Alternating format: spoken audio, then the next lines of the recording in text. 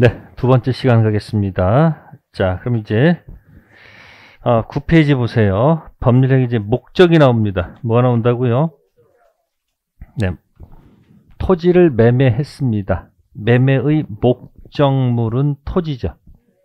매매 목적은 뭘까? 매매 목적이 매매예요? 달라가 파는 사람의 목적이죠. 사는 사람은 대금 달라는 게 목적이죠. 그러니까 563조에 효력이 생긴다. 그게 목적이에요. 약정은 의사표시고 일방 상대방은 당사자고 그 당사자가 의능, 행능이 있어야 되겠죠. 그죠? 여러분들은 법률행위 능력이 있으십니까? 언제 취득하셨어요? 만 19세 때 취득하셨죠? 지금 의사 능력 있으시죠? 근데 시험장 가면 갑자기 의사 능력이 정신줄이 훅 떨어져 가지고 힘들어하는 겁니다. 아셨습니까? 그래서 행위 능력은 절대 변하지 않습니다. 아셨어요? 근데 이제 의사 능력은 왔다 갔다 하는 겁니다. 그래서 의능, 행능이 있고 약정이 바로 뭐다? 단통, 착사. 효력이 생긴다가 달라죠. 이 달라가 뭐 한다? 확가적타 이렇게 들어간 겁니다. 그죠? 그래서 첫 번째 확정은 보통은 계약 당시 확정되는 게 보통이죠. 그죠? 근데 당시에 확정되지 않아도 장차 확정돼도 좋겠죠. 그래서 법률 행위가 힘들면 매매 계약의 목적 이렇게 해서 연습해도 좋죠. 법률 행위 중 단독 행위보다는 쌍방행위 중심으로 살아가죠. 쌍방행위 중 가장 많이 쓰는 게 뭐다? 매매. 그러니까 매매 계약의 목적 이렇게 해도 관계가 없죠. 그래서 목적의 확정성은 당시 확정돼도 좋고 장차 확정돼도 좋다. 두 번째, 목적에 뭐가 나와요? 가능성. 자, 가능해야 되겠죠? 가능의 반대말이 뭘까?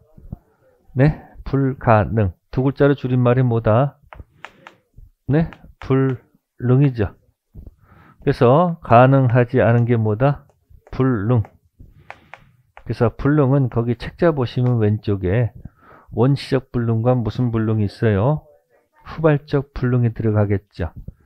요거는 계약법에서 나오는 얘기야. 어디서? 자, 그럼 계약법에 있는 것을 한번 또 생각해 봅시다. 불능은 원시적 불능과 무슨 불능? 그러면 계약 당시에 무슨 당시에? 계약 당시가 자 만약에 5월 1일인데 그 전날 밤 4월 30일 날 건물이 몽땅 다 뭐 있다? 탔다. 그러면 이 건물은 제주도에 있습니다. 당사자는 지금 어디서? 서울에서 지금 계약하고 있는 겁니다. 그럼 계약 당시 건물이 있어요, 없어요? 그러니까 계약 기준 전에 불렀죠. 이걸 무슨 불능? 원시적 불능이라고 해요. 무슨 불능?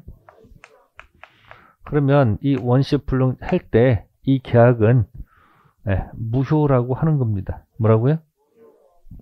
그럼 계약은 성립했을까 안 했을까?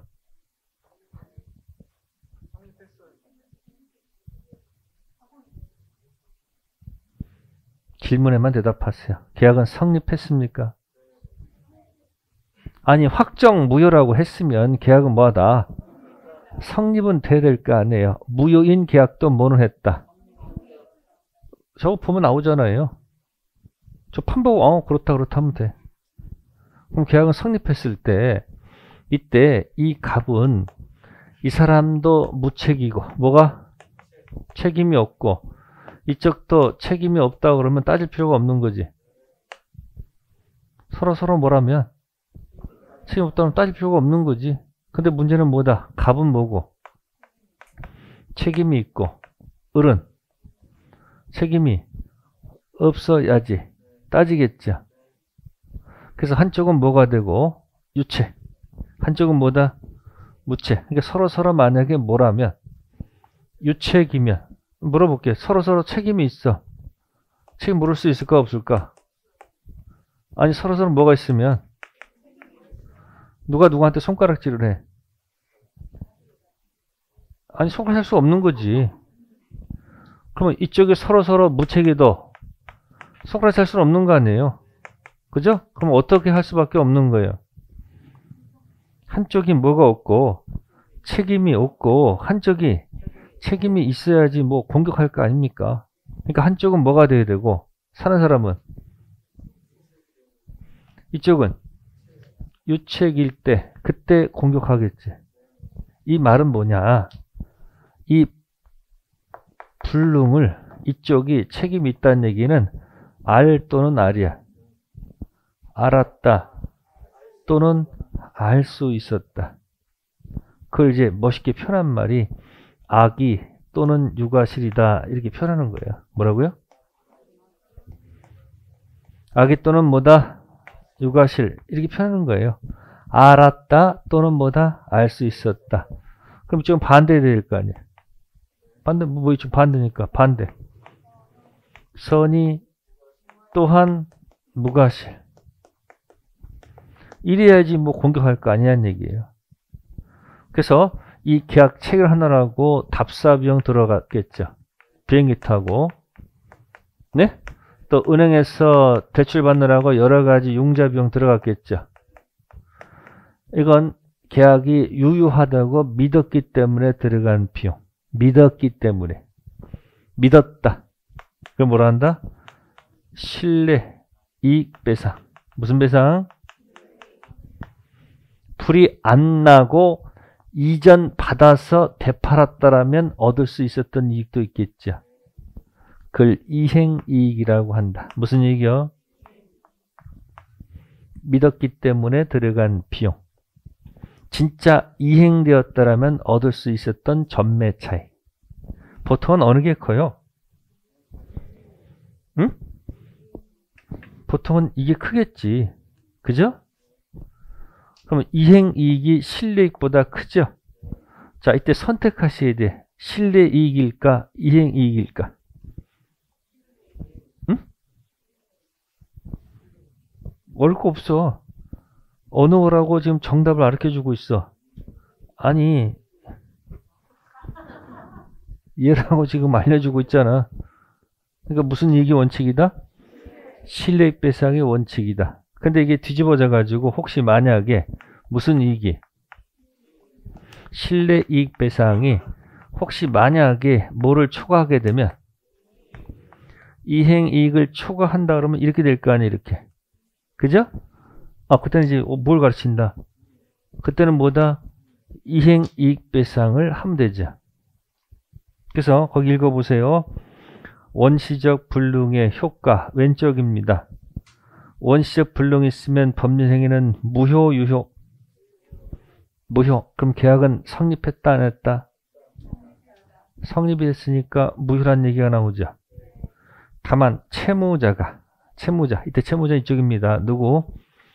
갑. 목적물 인도 채무자 갑이 그 불능을 뭐 했거나 알았거나 또는 알 수 있었을 때 유책이죠. 상대방 그 계약의 유효를 믿었기 때문에 나오죠. 그럼 상대방은 무책이어야 되지. 무책. 유책, 무책. 그죠? 그때 믿었기 때문에 받은 손해. 무슨 이익? 신뢰이익 배상해야 됩니다. 즉, 신뢰가 뭐보다 적다는 얘기일까? 이익보다 적을 때. 근데 만약에 신뢰가 뭐를 추구하면? 지금은 이행이익을 한도로 한다. 어차피 하는 거 하셔야 돼. 이게 뭐다? 계약 체결상의 과실. 제목 관리하셔야 됩니다. 무슨 과실? 그래서 원시적 불능은 제목이 뭐다? 계약 체결상의 과실. 그러면 그 제목에다가 제가 말을 붙여볼까요? 제목이 뭐죠? 아니, 계약 제목이 계약 체결상의 뭐다? 과실. 이렇게 나온 거 아니에요? 그럼 혹시 문제가 다음 계약 체결상 과실에 관한 설명 중 맞는 것, 틀리는 것. 혹시 이렇게 나올 수도 있잖아요. 그러면 제목에 답이 있다. 제목에 뭐가 있다고? 답이 있다는 얘기예요. 그러면 계약 체결할 때 과실이 있다는 얘기지. 그럼 사실은 이거 유과실이죠. 유과실 아니야, 이게 유. 에? 그러면 이쪽이 책임이 있다는 얘기지. 그러면 반대 사람은 뭐 해야 돼요? 과실이 없어야 되는 거 아닐까? 그죠? 그럼 과실이 있다는 얘기는 보통 앞에 악의 또는 과실이야. 뭐라고요? 근데 제가 유자를 붙이는 이유는 뭐예요? 과실이 있다는 말을 강조하기 위해서 붙인 거죠. 그러니까 이쪽이 뭐라는 거예요? 악의가 있거나 또는 뭐예요? 과실이 있거나. 그럼 좀 반대겠네. 뭐라고? 그래요. 이제 선이 또한 뭐다? 무과실해야 돼. 거기서 딱 튀어나오는 거예요. 그 다음에 이 계약은 성립했어요? 응? 성립했죠? 근데 이 계약은 뭐다? 원글이면. 그쵸? 이 계약은 뭐다? 2번이야. 이렇게 원으로 집어넣는 거야. 그러니까 시험 문제 계약 체결상 과실에 관한 설명 중 맞는 것, 틀린 것, 뭐 이 계약은 성립인데 2번이고 과실이 있다는 얘기는 저쪽은 과실이 없다. 과실 없다는 얘기는 반드시 선이 또한 무과실. 과실이 있다는 얘기는 악의 또는 유과실. 그러니까 책임 있는 사람은 없는 사람 뭐 책임져야 될 거 아니에요. 그래서 선이 무과실이니까 계약이 유효하다고 믿었으니까 가서 계약했을 거 아니에요. 그래서 무슨 이익배상이다? 신뢰 이익배상이 원칙이다. 아시겠어요? 단 신뢰가 뭐를 초과하면 이행을 초과하게 되면 증거 이행 이익 한도로 한다. 그래서 거기 뭐라고 됐습니까? 왼쪽에 이하 제1편에서 제3편까지 민법은 뭐 한다? 생략한다 이렇게 돼 있죠. 그리고 계약 체결상 과실은 어디서? 계약법에서 나오는 얘기예요. 이게 무슨 불능? 원시적 불능. 됐죠? 자, 그런데 우측에 이제 무슨 불능이 있어요? 자, 후발적 불능은 머릿속에 딱 떠올라야 됩니다. 어떻게 떠올라야 돼요? 후발적 불능 나면 딱 튀어야 돼. 새가 쫙 나와야지. 불을 누가 냈을까? 매도인 불, 매수인 불, 제3자 불. 이렇게 연습해야 되지 않을까? 무슨 불능은?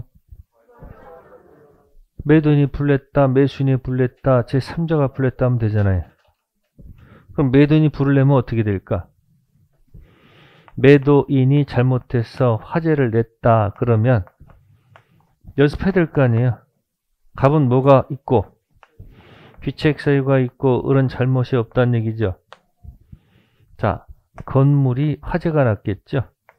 그러니까 매도인은 뭐다? 채무자. 뭐라고요? 재산권 이전해 줄 채무자가 되고 매수인은 재산권 채권자가 된다는 얘기죠. 그럼 채무자한테 뭐가 있으니까? 잘못이 있으니까 이게 바로 뭐다? 채무 불이행이다. 무슨 불이행이다? 잘못했으니까 뭐다 이거? 채, 불, 이다 아니다? 이다죠. 그러면 화재가 났으니까 채불 이다 들어가면 이행 지체일까? 이행 불능일까? 네? 그럼 한 장짜리 보세요. 채무 불이행 보입니까? 채무 불이행은 4번을 전제로서 얘기해야 되겠죠. 1, 2, 3, 4 중에서 계약 자체는 퍼펙트 뭐하다? 유효. 계약 당시에 건물이 있었습니다. 따라서 계약은 성립했고 1, 2, 3번 아니고 4번이죠. 근데 매도인 잘못으로 화재가 나면 매수인은 매도인한테 원래 재산권 채권이 있죠. 매도인은 매수인한테 대금 채권 행사할 수 없죠. 매수인은 매도인한테 재산권 달라 할 수가 있었는데 불이 나버렸으니까 못 받잖아요. 더 이상 진행할 수가 없으니까 뭐가 아니고 이행 지체가 아니고 이행 불능에 빠졌죠. 따라서 최고 없이 무슨 해제하고 해제. 제거, 매매를 제거하면서 원래 상태로 돌려달라. 플러스 무슨 배상? 손해배상. 그러니까 후발적 불능에서 매도인이 화재가 나면 무슨 불이행이다? 채무 불이행이다 해서 들어가는 제목이 뭐다? 이행 불능. 무슨 불능? 그러니까 이행 불능 문제 삼아서 법정 해제하고 원상 회복하고 무슨 배상? 손해배상 문제로 끝나면 되겠죠. 근데 두 번째, 매수인이 불을 냈다 이야기입니다. 누가 불을 냈다고요? 매수인이 불을 내는 경우도 있겠죠. 극히 드물겠지만 어쨌든 갑은 잘못이 없네.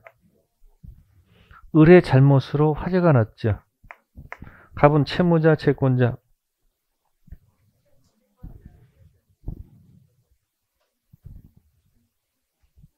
아니 지금 불이 났다고 지금 건물이. 그럼 돈이 불난 게 아니잖아요. 그러니까 563조에서 재산권 기준 잡으면 매도인은 채무자고 매수인이 채권자고, 대금 기준 잡으면 매도인이 채권자고 매수인이 채무자라고. 근데 여러분들이 항상 오늘도 돈 걱정이죠. 오직 돈 뺏길 생각이 없어. 그러니까 대금만 보니까 맨날 매도인은 무슨 자야? 아니 맨날 채권자라고 착각하지 말라고. 그러니까 조문을 그냥 있는 그대로 보고 대답을 하시라 그런 얘기. 자기 생각을 자꾸 집어넣으면 안 맞아. 자기 과거의 경험을 대입해가지고 문제 풀면 하나도 안 맞아. 법의 논리에 빠져들어야 합니다. 재산권하고 대금이면 지금은 건물 관련 재산권이니까 재산권 기준 잡아야 될 거 아니에요. 그러니까 매도인은 무슨 자다? 재산권 채무자다 이런 얘기예요. 그럼 채무자한테 뭐가 없어요 여기는? 잘못이 없잖아요. 그러니까 이건 뭐가 아니다. 채무 불이행이 뭐다? 아니다 아닙니까? 누가 잘못했어? 그러면 채권자가 채무자한테 해제할 수 있다 그러면 맞아 틀려? 을이 갑한테 법정 해제 원상회복 손해배상하면 논리가 안 맞지. 어디 감히 손해배상이 들어가. 이건 거꾸로 누가 공격하는 거예요? 갑이 을한테 네가 불냈으니까 뭐요? 돈 내놔라 해야 될 거 아니에요. 무슨 불이행 아니다? 그럼 여기서 대가 손실은 대가 손실이 뭐죠? 위험이라고 그래. 뭐라고? 위험은 다 누가 부담해야 돼요? 다 을이 부담해야 될 거 아닙니까? 을이 채무자, 채권자. 그래서 채권자가 대가 손실을 다 부담한다. 아직 중도금, 잔금 안 줬으면 다시 다 줘야 되겠네. 다음에 제3자 불 또는 산불이 났다, 낙뢰가 있었다. 전부 다 누구 불이에요? 이거 전부 다. 제3자 불이면 누구도 잘못 없고요. 을도 잘못 없잖아요. 그럼 갑이 채무자, 채권자. 재산권 이전 채무자 아니에요. 그럼 채무자한테 뭐가 없으니까? 뭐가 아니다. 채불 아니다. 대신 갑은 을한테 돈 달라 할 수 없고 을도 갑한테 재산권 달라 할 수는 없잖아. 결국 궁극적으로 다 따져보니까 대가 손실은 다 누가 부담해? 어차피 갑이 부담할 수밖에 없잖아요. 혹시 제3자가 불을 냈으면 얘한테 가서 불법행위 손해배상 문제를 해결하면 되겠지. 그러니까 누가 부담한다? 갑이 부담한다. 그럼 여기 첫 번째 누가 불을 냈다? 매도인 불, 매수인 불, 제3자 불. 이게 여러분들 오른쪽 귀에 있다고 생각하셔야 되는데. 오른쪽 해볼까요? 해보세요. 전전. 지금 이거 가는 거예요. 전전, 양약. 효력이 생겼죠. 갑의 채권은 을의 채무, 을의 채권은 갑의 채무. 이거 왜 헷갈려? 헷갈리게 뭐 있어? 뭐라고 해요? 전전, 양약. 효력이 생겼죠. 주세요. 그러니까 갑의 채권은 을의 채무. 을의 채권은 갑의 채무. 무무 두 개 나왔잖아.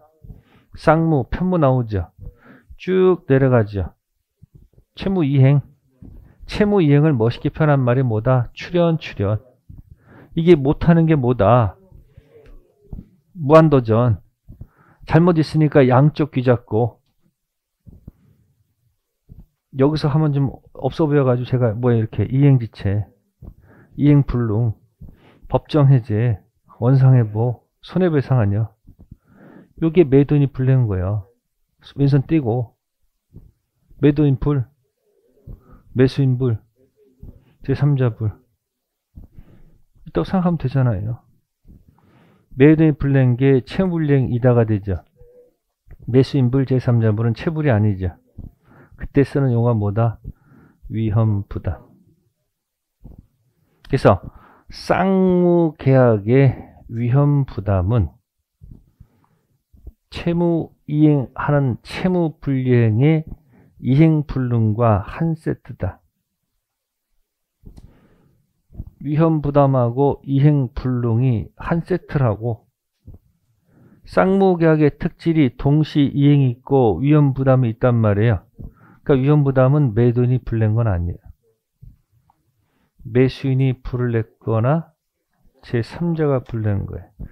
그럼 책자 읽어봅시다. 후발적 불능. 가로 2번에 2번. 다른 게 아니고 그 문장을 읽으면서 그냥 그래, 그렇다, 그렇다 이렇게 나올 때까지, 체험이 될 때까지 그 문장하고 연습을 하라는 얘기예요. 그 문장이 연습되면 다른 것도 그렇게 돼요. 근데 읽으면서 글자 따로 생각 따로 하지 마시고 눈에 있는 속도와 머릿속에서 이해하는 속도가 뭐한다? 같을 때까지 연습을 하라는 얘기. 괜히 한 번 읽고 두 번 읽고 세 번, 네 번 읽지 말고. 자, 후발적 불능은 원시적 불능과는 달리 뭐가 되지 않는다? 그냥 유효하다 하면 되지 않는가? 무효가 되지 않는다. 이코로 뭐다? 유효다. 이게 법학자들이 쓰는 표현 방법이야. 하지 아니하면 아니 된다. 이게 뭔 소리야? 해야 된다는 얘기 아니에요. 최고를 요하지 아니하는 것. 최고를 필요로 하지 하는 것이 아닌 것. 뭐 이렇게 자꾸 막 말을 돌리니까 헷갈려. 그때는 부정은 뭐다? 긍정. 그 불능이 원인이 채무자.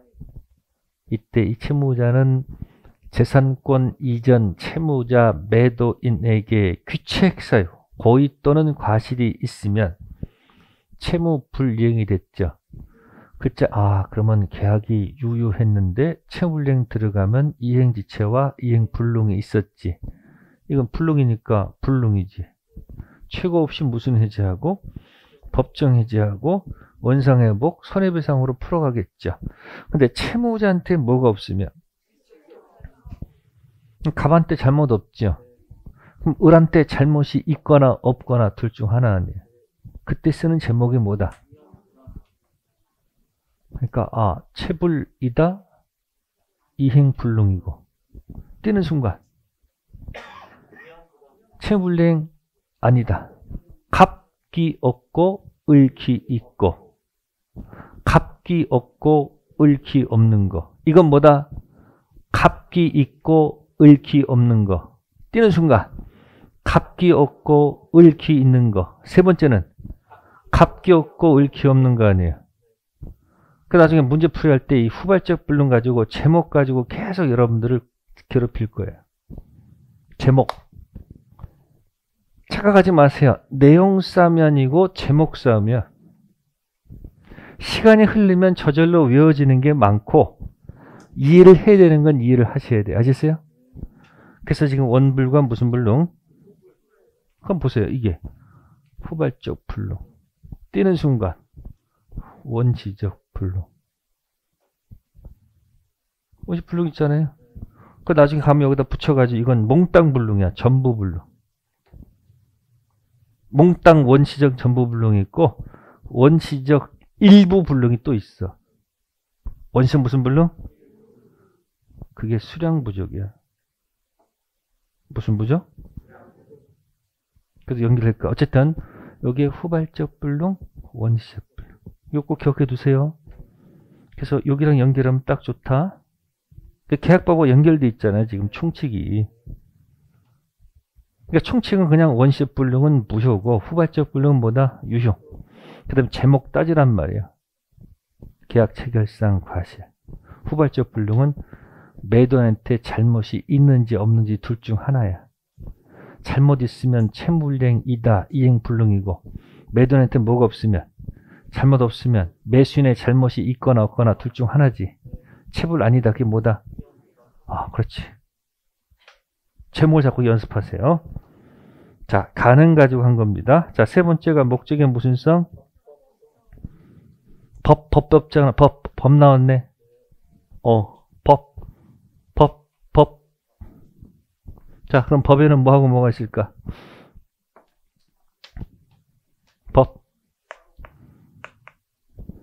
법은 크게 이거요. 공법과 사법이 있는 거예요. 크게 본다면 2차 과목에 뭐 있어요? 부동산 공법이 있죠. 1차 과목에 부동산 사법이 있다 없다? 있습니다. 그게 민법이야. 부동산 사법이 뭐다? 민법. 그러면 사법 민법, 그죠? 그러니까 민법은 뭐가 아니고 공법 아니고 사법이죠. 그러면 여기다 해볼까요? 법률 행위에는 뭐하고 뭐가 있을까?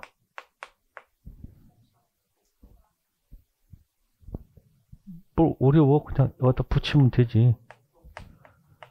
무슨 행위가 있다?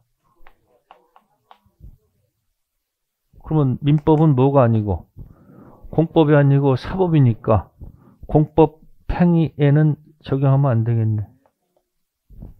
민법은 이게 아니고 이거니까. 그래서 여러분들 거기 의사표시 보면 단독 허위 표시 있죠. 무슨 표시? 그 단독 허위 표시가 법전에서는 어떻게 표현이 되어 있을까? 네? 단독 허위 표시는 법전에서는 이렇게 표현되어 있어요. 진위 아닌 의사표시. 그러니까 사람마다 부르는 게 다 달라. 다 같은 건데 너무 기니까 아닌 자 써서 비진위 표시 이렇게 쓰잖아요. 그죠? 그래서 그 107조는 앞으로 제가 비단이라고 부를 거예요. 뭐라고? 그러면 이 진위 아닌 의사표시 들어가서 공부할 때 공무원이 누구요? 사직서를 냈을 때, 보냈을 때 사직 의사가 없었어. 공무원이 사직서 내면 이건 사법행위예요, 공법행위예요. 그러니까 이 107조 민법 전에 있는 이 107조 비진위 표시를 적용한다, 적용하지 않는다? 적용하지 않는다 하면 되지 않을까? 그러니까 공법행위는 우리가 말하는 의사표시 단통 착서 있죠? 무슨 행위는 적용하지 않는다? 사법행위 적용하는 거 아니에요. 그럼 소송행위도 결국은 공법행위랑 같다고 보시면 되지. 소송. 그러니까 저 의사표시 적용한다 안 한다? 거기서 그런 말이 나올 거라는 얘기예요. 아시겠어요? 그러면 민법 들어가면 이 민법 전에 있는 조문들이 전부 다 강행법규예요. 강행법규, 임의법규가 섞여 있습니까? 민법은 뭐하고 뭐가 섞여 있다. 무슨 법규랑? 강행법규랑 무슨 법규가? 임의법규가 막 섞여 있잖아요. 이 말은 조문과 달리 정할 수 있는 조문은 뭐다? 그 조문 달리 정하면 안 되고 그대로 따라야 되면. 그죠? 그러면 2편 물권은 등기와 연관이 많죠. 그러니까 2편 물권은 주로 뭐가 많고 2편 물권은 주로 강행법규가 많죠. 여러분들이 지금 법조문 2개 보고 있죠. 맨 밑에 186조 등기 있죠. 네? 186조 등기 관련된 그 조문은 강행 조문, 임의조문. 거기 등기해야 소유권 취득하죠.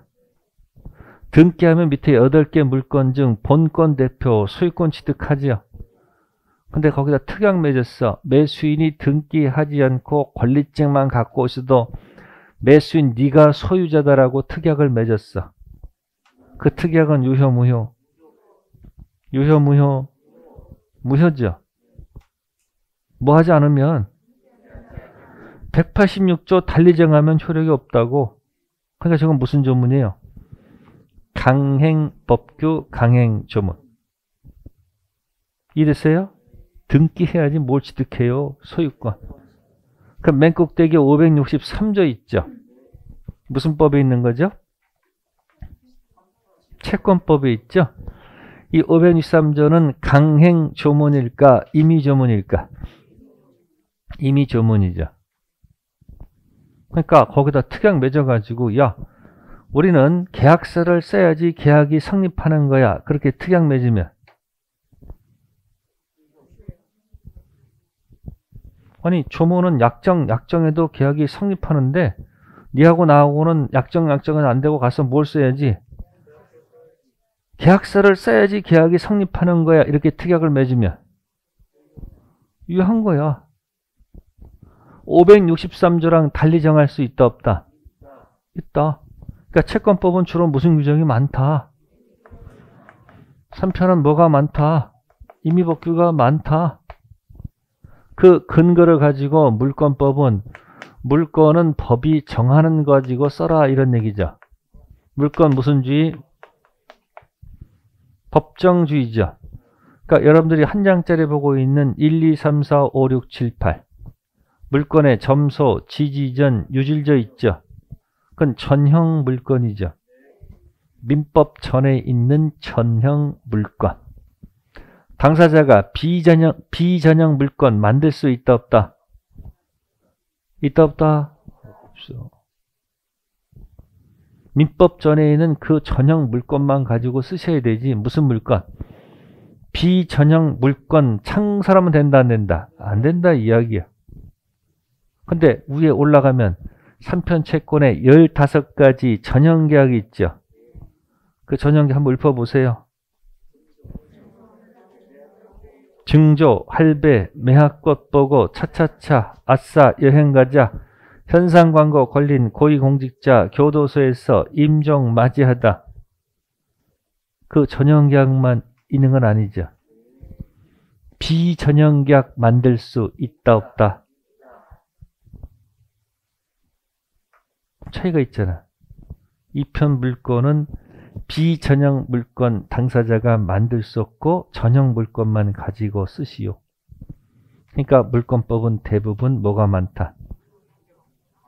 달리 정할 수가 없는 강행법규가 많고 3편 채권은 전형계약 외에도 비전형계약도 만들어낼 수 있죠. 자, 합의 해제는 전형계약이다, 비전형계약이다, 단독행위다. 합의 해제 비전형계약이죠. 만들 수 있어 없어? 그러니까 계약 자유 원칙이 인정되니까. 무슨 원칙이야? 그렇게 지금 풀어가는 겁니다. 아시세요? 이렇게 민법전은 섞여 있다는 얘기죠. 그럼 이제 문제 풀이할 때는 대부분 강행법규 속에는 또 무슨 법규도 섞여 있고 임의법규 안에는 또 무슨 법규가 이런 걸 이제 골라내야 되겠지. 일단은 원칙이 뭐다? 민법은 강행법규와 임의법규가 막 섞여 있는 거예요. 그 여러분들 공부하는 이유가 뭐예요? 시험 합격을 주는 게 아니고 이미 합격은 돼 있어 안 돼 있어? 돼 있어. 단지 올해인지 내년인지 후년인지 그게 없어서 그런 거지. 시험 계속 보면 되지. 언젠가 되겠지. 운도 따라야 안 따라요? 어떤 애 시험 쉽게 나올 수도 있잖아요. 모의고사에서 본 문제가 서너 개만 맞춰도 합격한다니까? 합격은 플러스 하나 마이너스 하나 거기 있다니까요. 실수 안 하면 합격하는 거예요. 무슨 고득점 하려고 생각하지 마시고 뭐다? 그날 올라오는 거 들으면 그것만 다행인 거예요. 근데 자기는 이만큼 가야 된다는 걸 목표치 해버리니까, 기대를 해버리니까, 기대 못 미치니까 자꾸 화가 나는 거예요. 너무 자신한테 기대하지 말어. 그냥 오늘 수만 들어도 대단한 거야. 어느 순간 이게 딱 띄입니다. 아시겠어요? 듣다가 어느 순간 그 소리가 그 소리야. 그러면 이제 이 공법은 뭐는? 그럼 공법은 여러분들이 생각해 보세요. 임의법규입니까? 강행법규입니까? 당연히 공법은 당연히 무슨 법규다? 강행법규겠지. 무슨 법규는 없고. 그러니까 공법은 무슨 법규는 없고 강행법규를 할 거란 말이야. 근데 이 공법적 규정이 강행법규인데 사법상 계약에 어떻게 영향을 미치느냐 안 미치느냐 하는 얘기야. 강행법규 뭐 했을 때 위반하더라도 이 당사자 간에 사법상 계약이 있을 거 아니에요. 그죠? 그럼 사법상 계약은 그대로 유효한 경우도 있죠. 근데 사법상 계약도 무효가 될 수도 있지. 그래서 강행법규 위반했을 때 처벌은 하는데, 네? 사법상 계약은 그대로 아무 관계가 없으면 뭐다? 이건 단속이 목적이다. 무슨 법규? 단속법규다 이렇게 표현하고, 이건 용서를 못하는 게 뭐다? 응? 효력법규다 이렇게 표현하는 거예요. 그래서 책에 보시면 우측에 맨 밑에 무슨 규정? 효력규정, 단속규정 나왔죠? 그죠? 요걸 한 방에 해결하는 제목이 있죠. 효력규정, 단속규정. 8글자가 기억나면 좋은데. 허가, 지역, 중생, 등기. 무슨 지역이요? 거기다 쓰지 말고 여기다가 입력을 해. 적법할 때 가장 대표가 허가, 지역, 중생, 등기부터 거기서 시동을 거세요. 허가 지역이 아닌 곳의 중간 생략 등기는 네? 유효. 그러면 여러분들이 미등기 전매 행위는 당연히 금지하겠죠. 그 금지 규정은 뭐다? 단속 규정이죠. 그래서 우측에 B 2번의 단속 규정 위반 행위에 세 번째 점이 있죠. 뭐라고 돼 있어요? 부동산 등기 특별조치법상 금지하는 무슨 등기? 그럼 거기 오른쪽에다 8글자 쓰면 되잖아. 무슨 지역? 허가 지역 4글자 쓰시고 그 밑에다가 중생 등기. 됐어요? 그럼 무슨 지역이 아니면 허가 지역 아닌 것을 얘기하고 있는 거겠죠? 그러니까 허가 지역 아닌 곳에서 무슨 등기했다는 것은 중간 생략 등기했다. 어차피 등기가 병까지 갔는데 예? 다시 또 갑한테 등기 갔다가 을한테 갔다가 병한테 갔다 들락날락 할 필요 없잖아요. 위반된 자 처벌하고 세금 거두면 되죠. 그러니까 그 법 위반했다 하더라도 사법상 계약은 뭐하다? 유효. 그러니까 무슨 법규? 단속법규. 근데 이제 무슨 지역 들어가면 허가 지역에서 중간 생략 등기를 했다. 그러면 갑을 매매할 때 허가 빼먹고 을병 매매했을 때 허가 빼먹고 갑병 매매한 것처럼 허가 한번 받았다는 얘기 아니에요. 그건 용서가 안 되죠. 무슨 법규? 효력법규가 되겠죠. 보통은 그냥 중생등기 나오면 무슨 지역이 아니에요. 허가지역이 아니겠죠. 자, 단속규정 위반해서 무허가 음식점, 허가 없이 숙박업, 중간 생략 등기. 자, 그 밑에 주택법의 전매 제한을 뭐 하는 거예요? 그 전매란 말 나왔죠? 전매가 뭘까요? 응? 다시 한번 되파는 거죠. 그러면 매매했다가 두 번째 판다고 해서 뭐 문제 있어요? 그래서 중생 등기도 사실은 뭐예요? 중간 생략 등기도요. 미등기 전매 행위 금지죠. 중간 생략 등기도 뭐 하는 거예요? 미등기 전매 아니에요. 아, 전매가 나오면 뭐하다? 걸리면 처벌은 받아도 계약은 뭐하다? 그렇게 기억하세요. 아니, 매매했다가 다시 한번 되파는 게 뭐예요? 전매 아니야. 근데 하지 말라고 그러는데 되팔았어. 그럼 뭐예요? 걸리면 처벌은 받으면 되지만 그 계약 자체는 뭐하다? 유효. 기억하면 되겠죠? 자, 그다음 맨 밑에 거 계약 공인중개사 등이 중개 의뢰인과 직거래하는 경우도 있죠. 중개업자는 의뢰인과 직거래하면 안 되지. 중개를 해야지 그게 임무 아닙니까? 근데 보니까 물건이 너무 좋으니까 중개업자가 자기가 뭐 해버려? 사버리는 거예요. 그럼 파는 사람이 그건 안 된다고 할 수 없는데 그럼 그렇게 합시다라고 할 수도 있잖아. 그럼 이 중개업자는 뭐 받아요? 처분 받겠지. 그러나 계약은 뭐하다? 유효하다는 얘기예요. 됐어요? 이건 무슨 규정이 아니고 효력 규정 아니고 단속 규정이겠죠. 중개사법에서 나오겠죠. 다음 페이지 넘기시고요. 네, 중개사 관련된 그런 판례입니다. 수수료 약정은 강행 규정, 효력 규정입니다. 수수료 플러스 알파 받는 사법상 계약은 뭐하다? 유효가 아니고 뭐다? 무효. 첫 번째 판례는 법정 수수료 플러스 알파 받는 사법상 계약이죠. 그 사법상 계약은 뭐예요? 무효입니다. 다음 밑에 것은 자격증 없는 사람이 이거 당연히 수수료 받는 그런 약정은 당연히 무효가 되겠죠. 근데 밑에 딱 한 번 했다고 그랬지. 딱 한 번 했어. 용서해 줘야 돼. 의연한 게 이례적으로 한 경우 뭐하다? 유효. 네, 적법성 얘기한 겁니다. 무슨 성? 적법성 할 때는 허가지역 중생 등기를 통해서 기억하세요. 아셨어요? 판례 얘기 나올 수 있고요. 다음에 이제 타당성 들어갑니다. 반사회질서 법률행위죠. 그래서 103조를 저는 선풍기 무효. 103조 선량한 풍속 기타 선풍기 무효. 전부 다 판례 얘기입니다.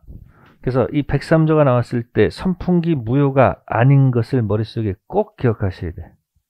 아셨어요? 인 것보다도 아닌 것. 그래서 11페이지에 보시면 몇 페이지요? 거기 선생님 팁 나오죠? 별표하시고요. 강제 집행을 면할 목적. 그죠? 두 번째 세금 회피 목적, 투기 목적. 저는 이걸 탈세라고 얘기합니다. 뭐라고요? 그 다음에 강박이 사용된 경우 반사회적 법률행위가 아니다. 이렇게 돼 있죠. 네, 그럼 거기서 강박이 나와 있죠. 그죠? 그 다음에 강제 집행할 때 강제가 나오죠. 그 다음에 세금 회피 목적은 탈이죠. 그래서 강박, 강탈. 뭐라고요? 강탈. 또 하나 있죠? 비명 지르다. 뭐 지르다? 그래서 왼쪽에 3번에 기억, 니은, 불법 원인 급여 있죠. B번에 불법 원인 급여에서 불법 원인이라 하면 재산을 급여한 원인이 선풍기, 사회질서에 반하는 경우를 가리키는 것으로서 강제 집행을 면할 목적으로 부동산 소유자 명의신탁 있죠. 명의신탁 보입니까? 명의신탁도 뭐가 아니다? 불법 원인급여가 아니죠. 명자 나왔죠? 또 앞에 또 강제 또 나오잖아 또. 그리고 그 다음 페이지 넘기시면 12페이지 보시면 왼쪽 오른쪽 암기 플러스 나왔죠? 뭐 기억할 거 없어요. 6번만 체킹하세요. 몇 번? 비자금. 무슨 금? 그러면 12페이지 거기 왼쪽 빈 여백이 있죠. 거기다가 쓰시면 돼. 뭐라고? 강박, 강탈에 뭐 지르다? 비명 지르다. 이거 기억해 두면 돼요. 강박, 강탈, 비명 지르다. 그러면 원리적으로 해볼까요? 강박은 사실은 위치가 어디예요? 아니, 그쵸. 단통, 착, 사, 강 있지. 사기, 강박, 거기서 노는 거지. 타당성과는 관계가 없지. 그죠? 또 강제집행을 면할 목적으로 허위 저당권 설정하는 거 있지. 그럼 허위는 어디서 노는 거예요? 통정, 허위. 위치로 파악하라고, 위치로. 이건 그냥 억지로 외운 거고, 원리를 생각해 보면은 위치만 어디서 노는지 알네. 허위는 어디예요? 통정 무효지. 타당성과는 관계가 없잖아요. 됐어요? 그러면 거기 강박 해결됐죠. 강제집행, 허위 해결됐죠. 그 다음에 탈세는 뭐야? 양도소득세 빼먹으려고 다운계약서 쓸 수도 있죠. 그럼 그 계약을 불법 원인급여를 하면은 난리 날 거 아니에요. 말이 안 되잖아요. 그러니까 양도소득세 회피 목적으로 계약하더라도 뭐하다? 무슨 급여는 아니다? 선풍기 무효 원인 급여는 아니다. 그 다음에 비명, 거기 비자금 있죠. 소극적 은닉이란 말 있죠. 임치란 말 나왔죠. 임치가 어디 나와요, 여기?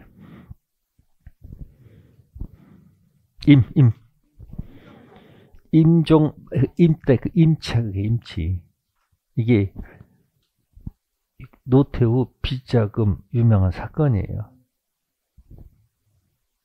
돈을 어딘가 집에도 뭐 걸리니까 누구한테 맡겼을 거 아니에요. 뭐 5만원짜리 10개 맡겼을까? 아마 가끔 보잖아. 이렇게 그냥 수십억이겠지. 그러면 이게 임치하고 있는 사람이 수취인이죠. 어쩌지 노태우 그 양반이 힘이 약해지니까 이제 뭐야? 돌려주고 싶어, 안 돌려주고 싶어? 안 돌리고 싶은 거야. 그럼 뭐 주장하는 거야? 임치한 건, 비자금, 임치한 것은 뭐다? 선풍기 무효.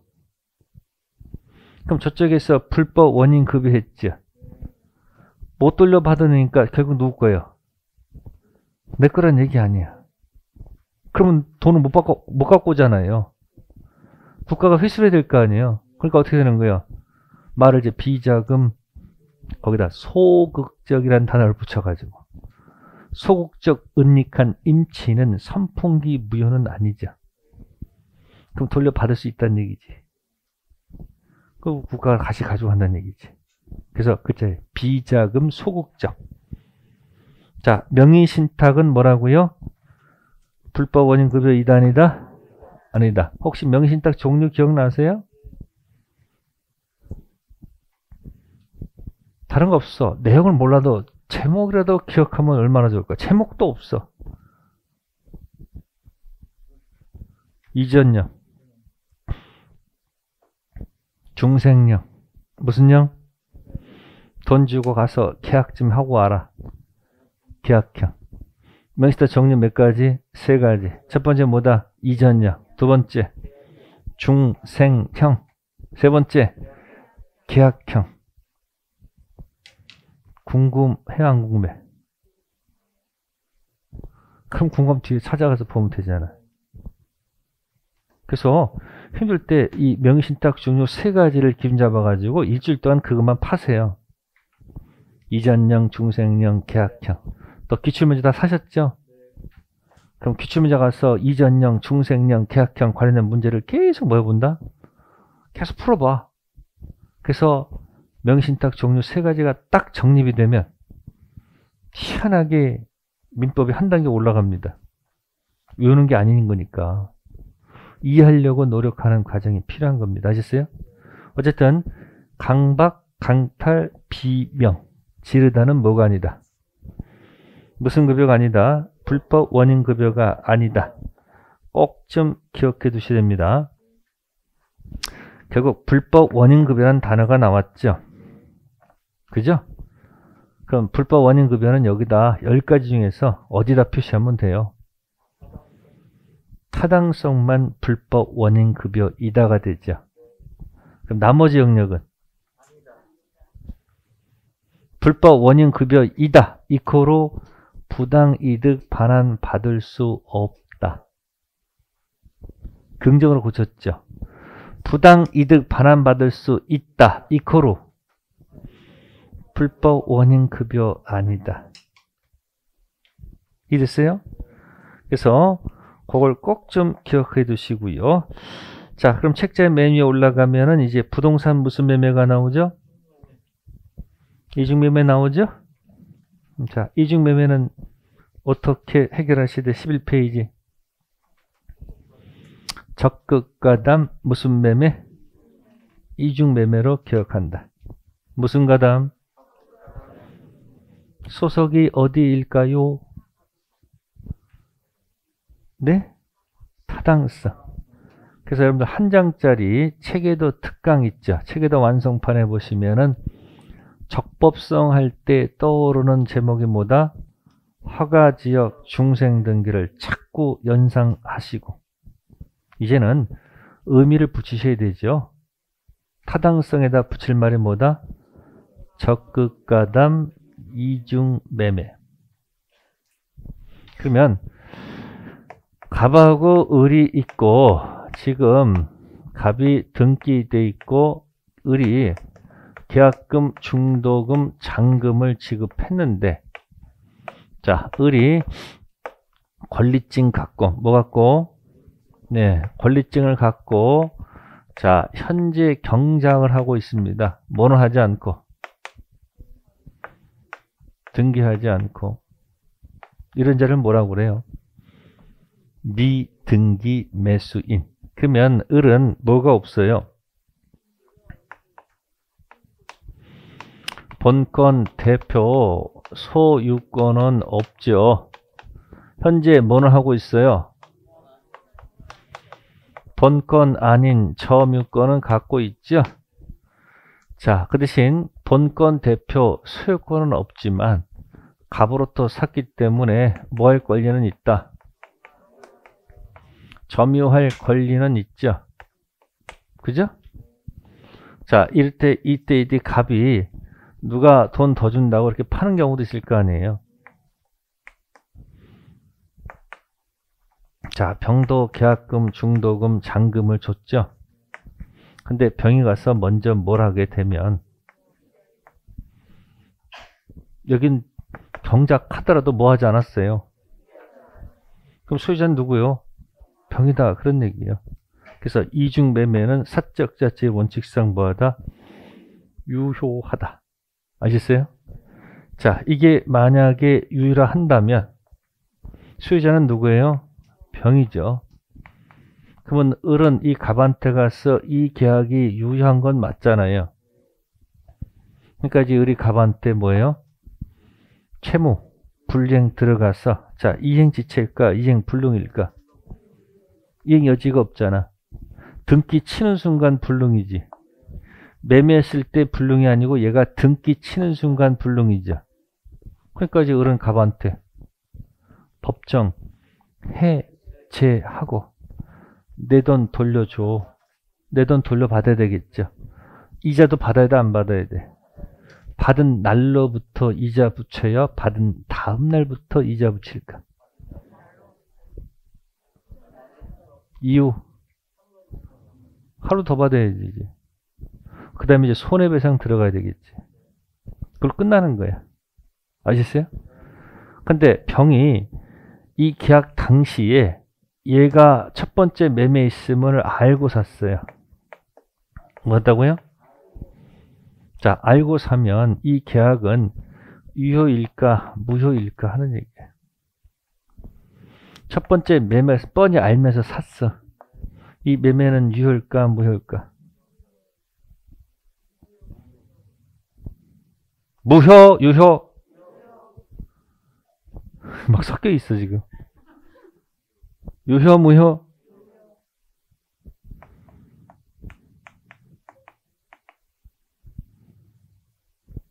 유효하다고. 여러분, 악이면 그냥 산다 뒤어박고 싶지, 지금. 악이 가지고 안 돼. 무슨 가담. 이걸 몰라서 하는 게 아니라고, 여러분들이. 그래서 이중매매가 나오면 꼭 적극 가담 이중매매를 기억하게. 쓰지 말고요. 한 장짜리다 거기다 눈으로 도장 찍으면 되잖아요. 적법성, 적법 있지 않습니까? 거기다 붙일 말이 아까 허가, 지역, 중생, 등기, 아니면 유효, 이면 무효. 타당성의 가장 대표가 뭐다? 적극 가담, 이중 매매. 무슨 가담 아니면 유효니까 선악 불문 취득할 거 아니에요. 그러니까 장난친다니까 뭐 선악 불문 유효, 선악 불문 유효하다가 막 섞여가지고 나중에 이게 이유인가 뭐 왔다 갔다 하죠. 그러니까 딱 결정해. 무슨 가담? 적극 가담 나오기 전까지 이직 매매는 무조건 뭐다? 그러니까 선의도 악의도 유효지. 제2 매수인이 첫 번째 계약을 알았거나 또는 알 수 있었습니다. 유효, 무효? 네? 왜? 그래, 그렇게 밀어야지 공부가 되지. 그래서 무슨 가담이 나오면 이 계약은 무효로 보는 거예요. 그럼 이 등기도 당연히 무효 등기가 되겠지. 원인 X니까 결과도 X죠. 그러면 을은 얘는 보호 대상이 아니죠. 을을 보호할까 병을 보호할까 그 얘기죠. 유효면 병이 웃고 얘가 슬픈 거고, 무효면 을이 기쁘고 병이 슬픈 거죠. 그러면 가서 병한테 직접 대면하면 안 되죠. 아무 관계 없잖아요. 만나지도 없는데. 그러니까 판례는 가져오는 방법을 직접이란 단어를 쓰면 안 되고, 그죠? 이렇게 대위에서 가는 거다. 이렇게 가요. 대위 뭐다? 말소 요구한다. 아시겠어요?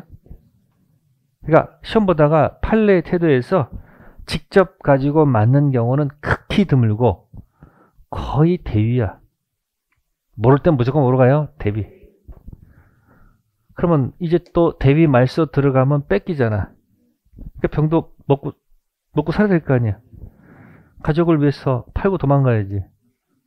그래서 정한테 뭐 하는 거예요? 파는 거예요. 정이 아무것도 모를 수 있지. 선의로 등기를 쳤으면 이 등기는 유효일까요? 무효일까요? 하는 얘기예요. 응? 이거 몰라도 꽝꽝 기억하라니까. 이게 꽝 아니야 지금. 이게 뭐다? 꽝이면 얘도 꽝이야. 이렇게 생각하란 말이야. 꽝꽝. 아무리 뭐라 할지라도 보를 못 받아요. 이래놓고 여기다 뭐 제목을 달아야 될 거 아니에요. 책에다 꽝꽝 그러면 없어 보이니까. 그러니까 이 무효 가지고 선의 제3자에게 대항할 수 있죠. 있잖아. 그러니까 이걸 이제 표현을 이렇게 예쁘게 표현한 거야. 절대적 무효라고 표현했죠. 무슨 무효? 여기에 보통 수험생들이 그냥 깜빡깜빡 넘어가. 왜? 항상 머릿속에 여러분들은 뭐예요? 선의는 보호를 해주고 싶다는 생각이 늘 들거든. 그 도덕적 관념을 버려야지 문제가 풀린다니까. 좋다 나쁘다가 아니고 그 사실을 알았다 몰랐다 그것밖에 없어요. 그래서 부동산 이중매매에서 무효인 경우에 색깔들이라는 것이 무슨 가담? 그러니까 적극 가담이니까 유효는 뭐다? 선의도 유효, 악의도 유효, 알았거나 알 수 있어도 무효, 어떤 말이 나와도 무조건 유효라고 우긴다. 뭐 나오기 전까지는? 자, 그래서 1번 조심하시고요. 그 다음에 이제 제2매수인의 등기 말소는 직접 안 됩니다. 뭐다? 대위. 제일 힘든 게 그 절대적 무효죠. 무슨 무효? 그러면 거기서 하나만 기억하면 안 돼. 통째로 다 먹어야 돼. 자, 한 장짜리 들어볼까요? 의사 능력 없으면 무효죠. 자, 절대적 무효일까? 상대적 무효일까? 절대적 무효죠. 이유가 뭘까요?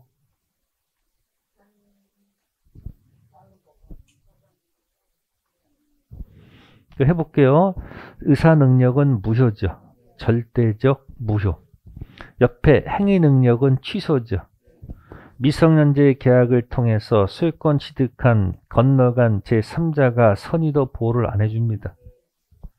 그래서 이 취소는 절대적 취소. 됐어요? 쓰지 말고 그 다음에 단독 통정 차고 사기 있죠. 무효 무효 당사자는 무효 무효 취소 취소죠. 건너간 제3자 선의는 보호받고 악의는 보호를 안 해줘. 그래서 상대적 무효, 상대적 무효, 상대적 취소, 상대적 취소. 확가적타는 전부 다 절무야. 즉 우리는 갑을이 꽝이면 병도 선악 묻지 않고 꽝꽝이야. 절대적인 원칙이야. 근데 의사표시 영역만큼은 상대적. 이유는 처음에 갑이 이 입을 잘못 놀려가지고 모든 원인을 일으켰잖아.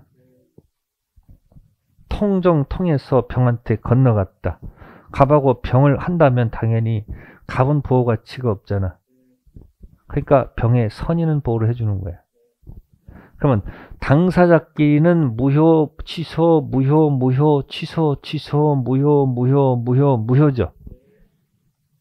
건너간 제3자가 보호를 받는가 못 받는가 했을 때 꼭대기의 의능 행능은 전부 다 절무, 절취. 단독 통정은 상무, 상무, 상치, 상치. 확가적타는 절무다 이런 얘기야. 그러니까 적극가담 이중매매는 어디 소속이니까? 타당성이니까 의사표시가 아니잖아요. 그러니까 제3자가 뭐라 할지라도 선의를 할지라도 보호를 받아요? 못 받아요? 못 받는다는 이야기야. 그래서 이중매매 가지고 사례 문제 자주 나온다 이 이야기야. 그럼 이 사람이 만약에 유효하다면 뭐하다면 내가 공격하겠네 을한테 내놔 점유 내놔 할 거 아니에요. 그게 바로 소유물 뭐예요? 반환 청구권. 또 여기하고 경작하고 있는 거 전부 다 치워. 방해 제거. 단 이자가 만약에 점유를 해가지고 만약에 20년 세월이 지났다면 취득 시효 가능성이 들어갈 수 있겠죠. 무슨 시효? 그럴 수 있잖아요. 그러면 이제 얘가 죽는 거야. 이쪽이 뭐가 됐으면? 완성되면. 아시세요? 그래서 이자가 만약에 완성 전 등기자를 한다면 취득시효를 주장할 수가 있습니다. 완성 전일 때는 주장할 수가 있어. 완성 후 나타났으면 주장할 수가 없어. 무슨 시효? 이렇게 자꾸 연결되는 겁니다. 아시세요? 어쨌든 무슨 매매? 이중매매. 무슨 가담? 어디 소속? 이거랑 대비되는 게 뭐다? 8글자. 적법성 미스다가 허가지역 중생 등기. 타당성에다 무슨 지역? 적극가담 이중매매를 기억하세요. 그리고 선풍부가 아닌 것. 강박, 강탈, 비명 지르다. 나머지 8년은 이제 문제 풀면서 붙이시면 돼요. 자, 13페이지에 있는 거는 이제 무슨 행위? 불공정한 법률행위. 그 정한 자 잘못됐죠. 정한 있죠. 빨간 거 동그라미 하시고 정한 있죠. 그 오타야. 이렇게 고치세요. 전한으로 고치세요. 뭐라고요? 불공정한 법률행위. 아셨어요? 뭔 소리일까 그게? 자, 다음 페이지 넘겨보세요. 14페이지 가시면 4번에 적용 범위가 있죠. 외상 채권 포기 같은 단독행위도 적용된다. 니은 매매계약이 약정된 매매대금 과다로 말미암아 백사조에서 정하는 불공정한 법률행위에 해당하여 무효인 경우에도 무효행위 전환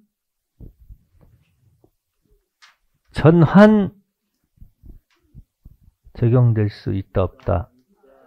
있다. 뭔 소리야 지금 이게?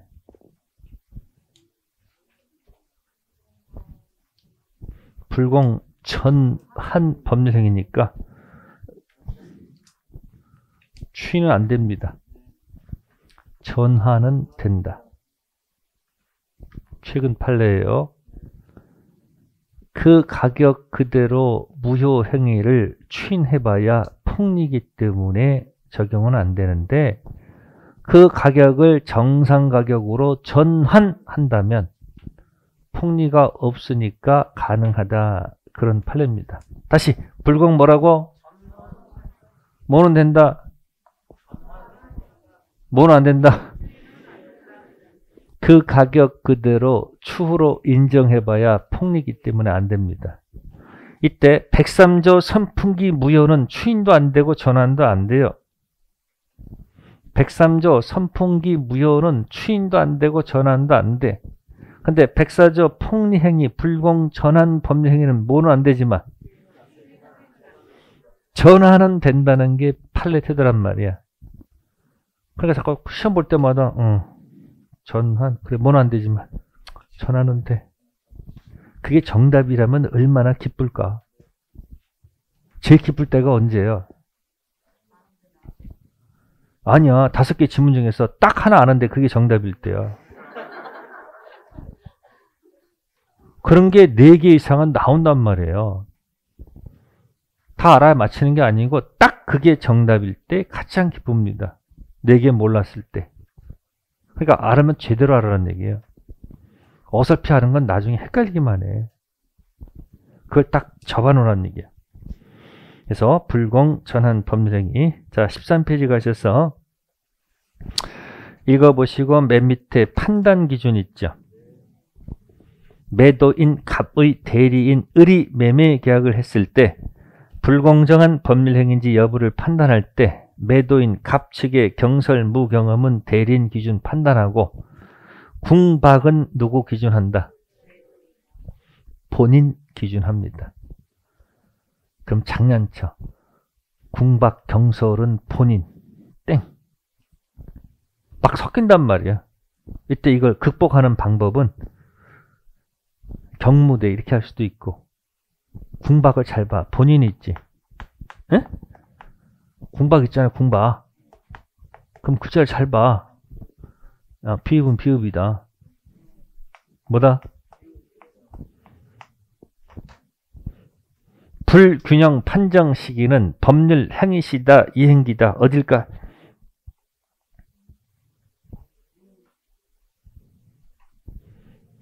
불균형 판정 시기는 법률 행위십니까? 이행기입니까? 비읍. 판단 기준은 항상 언제다? 법률 행위시가 되지 않을까? 됐어요? 네, 거기서 그때 경무대 이렇게 기억해도 좋고요. 아니면 뭐다? 궁박, 비읍. 그렇게 해서 그거 자꾸 여러분 헷갈리게 합니다. 그래서 우측에 보시면 2번 있죠. 불공정 판단 시점을 언제다? 비읍, 비읍. 됐어요? 비읍, 비읍. 그렇게 해서 기억하는 방법입니다. 그 다음에 14페이지 가셔서 적용 범위에서 증여 있죠. 증여는 상대방 있는 단독행위, 없는 단독행위. 증여는 상대방 있는 단독행위, 상대방 없는 단독행위.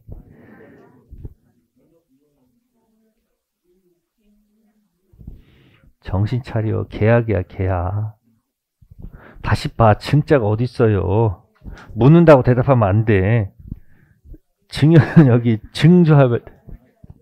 증여는 단독행위 아니고 뭐다? 계약이죠. 그러면 증여는 기부만 있지 테이크가 없잖아요. 통이란 말이 없겠지. 통이라는 것은 기부, 테이크, 현저, 차이가 폭리, 행위 아닙니까? 증여는 기부만 있고 뭐가 없으니까, 테이크 없으니까 폭리 행위가 적용되지 않겠지. 그죠? 또 증여 내면 또 아니까 이제 또 어떻게 돼? 무상행위로 내요. 무슨 행위? 그럼 여기 보세요. 쌍무, 편무, 유상, 무상 있지. 쌍무, 편무할 때 쌍무의 대표가 매매고 편무의 대표가 증여. 유상의 대표가 매매면 무상계약의 대표가 뭐다? 증여. 그러니까 증여 내면 또 눈치챌까봐 또 뭐를 바꿔내. 뭐라고? 무상. 그럼 또 틀려. 같은 겁니다. 그러니까 증여는 뭐가 없다? 불법. 아니, 폭리란 말을 쓴다 안 쓴다? 안 씁니다. 네, 잠시 더 들어오겠습니다.